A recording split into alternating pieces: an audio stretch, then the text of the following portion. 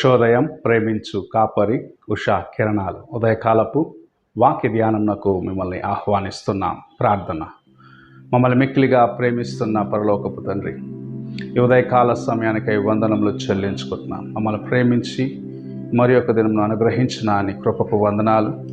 ఈ ఉదయకాల సమయమున నాతోనూ మాతోనూ మాట్లాడమని, వినగలిగిన చెవిని, గ్రహించుకోగలిగిన హృదయాన్ని కార్యక్రమం వీక్షిస్తున్న ప్రతి ఒక్కరికి అనుగ్రహించి నీ దీవెనలతో నింపి నడిపించమని యేసు పరిశుద్ధ నామమున అడిగి వేడుకుంటున్నాను పరమ తండ్రి, ఆమేన్.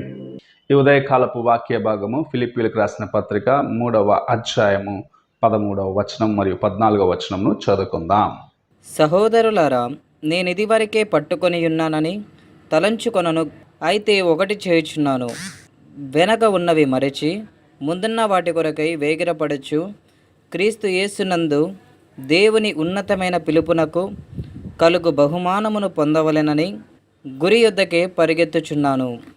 మనము చదివిన వాక్య భాగంలో అపోస్తలుడైన పౌలు ఒక విషయమును తనకు ముందుగా గురిగా పెట్టుకొని ఆయన జీవితంలో ముందుకు వెళ్తున్నట్లు మనం చూడగలము.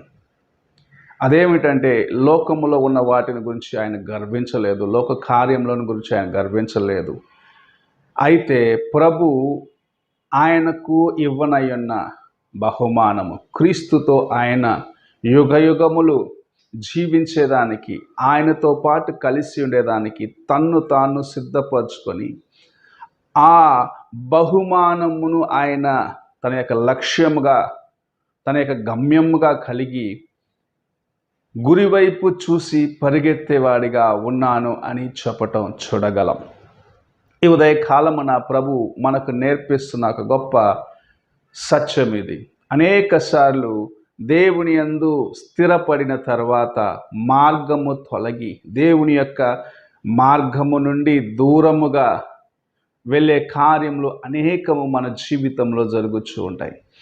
విశ్వాసములో ఎదగవలసిన సమయంలో నీకు కలిగిన మేళ్లను బట్టి అనేక సార్లు నీవు దేవుని యొక్క కృపకు నిన్ను నీవే దూరపరుచుకున్నావేమో అని ఒకసారి పరీక్షించుకో. నాకు ప్రభు ఇలా చేశాడు అని నువ్వు తలంచే అదే సమయంలో నీలో అపవాది తీసుకొచ్చిన గర్వము, అహంభావము, నిన్ను అపవాది నీకు తెలియకుండానే దేవుని యొక్క సన్నిధి నుండి దూరము చేసే కార్యములను నీవు గ్రహించుకొని దేవుని ఎదుట నీవు సరిచేసుకునే సమయం ఇది.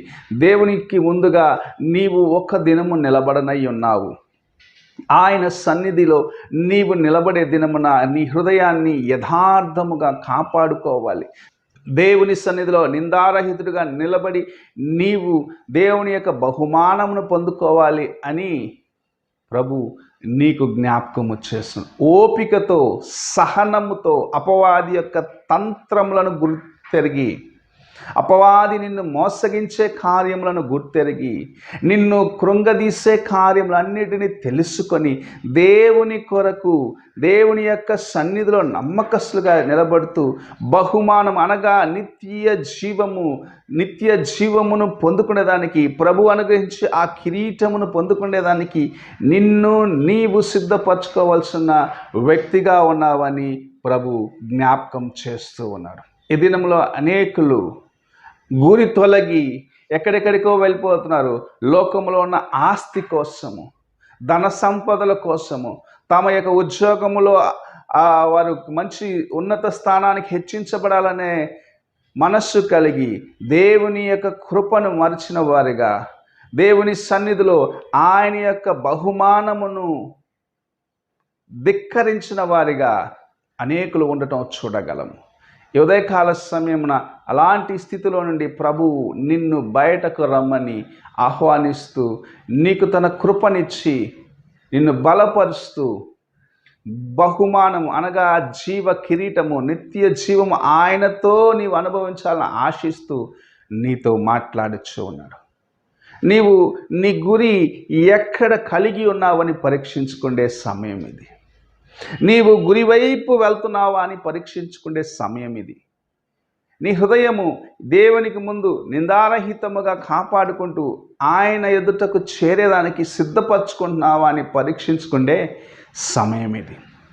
నువ్వు ఎలాగున్నావో, దేవుని యొక్క కార్యముల పట్ల ఆయన యొక్క ఆశీర్వాదములు పొందుకున్న తర్వాత బహుమానము పొందేదాని కోసము యథార్థముగా నిన్ను నీవు కాపాడుకుంటున్నావు. లోకములో ఎన్నో రకములైన శోధనలు అపవాది తీసుకొస్తుంటాడు.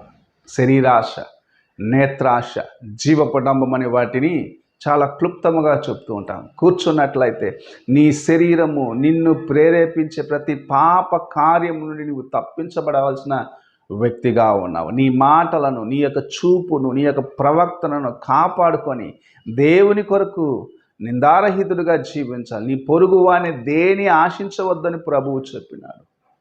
అలాగూ నిన్ను నీవు కాపాడుకునేదానికి ప్రభువు నీకు సహాయము చేయనట్లుగా నిన్ను నీవు దేవుని యొక్క సన్నిధిలో యథార్థముగా జీవించే ఒక వ్యక్తిగా మార్చుకోవాలని ప్రభువు ఆశిస్తున్నాడు. అపోస్తలుడైన పౌలు నాకు ముందు ఉన్న బహుమానమును పొందుటకు ఓపికతో గురివైపు చూసి వెళ్తున్నాను అంటున్నాడు. అలాగ నీవును నిత్య జీవం పొందుకునేదానికి ఆయన వైపు చూస్తూ ముందుకు వెళ్ళాలని ప్రభు ఆశిస్తున్నాడు. యవ్వనస్తుడు ఒకడు వచ్చి దేవుని సన్నిధిలో యేసు ప్రభుకు ముందుగా మోకరించినాడు. నిత్య జీవం పొందుకునేదానికి నేను ఏమి చేయాలనుకున్నా. తన యొక్క గురి నిత్య జీవం కాదు, తను గణపరచుకోవాలని ఆశించినాడు. గురి లేని వ్యక్తిగా ఉన్నాడు కాబట్టి అసలైన మార్గము తెలుసుకోలేక తన జీవితమును వ్యర్థపరుచుకున్నాడని పరిశుద్ధ గ్రంథంలో మనం చూస్తూ ఉన్నాం. ఈ ఉదయకాలమున నీవు ఎలాగున్నావు ఒక్కసారి నీవు పరీక్షించుకో. ప్రార్థన చేసుకున్నాం. మహోన్నతుడు అయిన గొప్ప దేవ యేసయ్య, ఈ ఉదయకాల సమయానికై వందనములు, స్తోత్రములు చెల్లించుకుంటున్నాం. మమ్మల్ని ప్రేమించి మాకు అనుగ్రహించిన నీ వాక్యమును బట్టి వందనాలు తండ్రి. నీవు మాకు ఇచ్చే నిత్యమైన బహుమానం అనగా నిత్య జీవము కొరకు అనుదినము పోరాడేవారిగా, అనుదినము మమ్మల్ని మేము పరీక్షించుకుంటూ కాపాడుకునేవారిగా ఉన్నట్లుగా సహాయము చేయమని, మాలో ఉన్న ప్రతి బలహీనతలను క్షమించి బాగు చేయమని యేసు పరిశుద్ధ నామమున అడిగి వేడుకుంటున్నాను పరమ తండ్రి. ఆమెన్.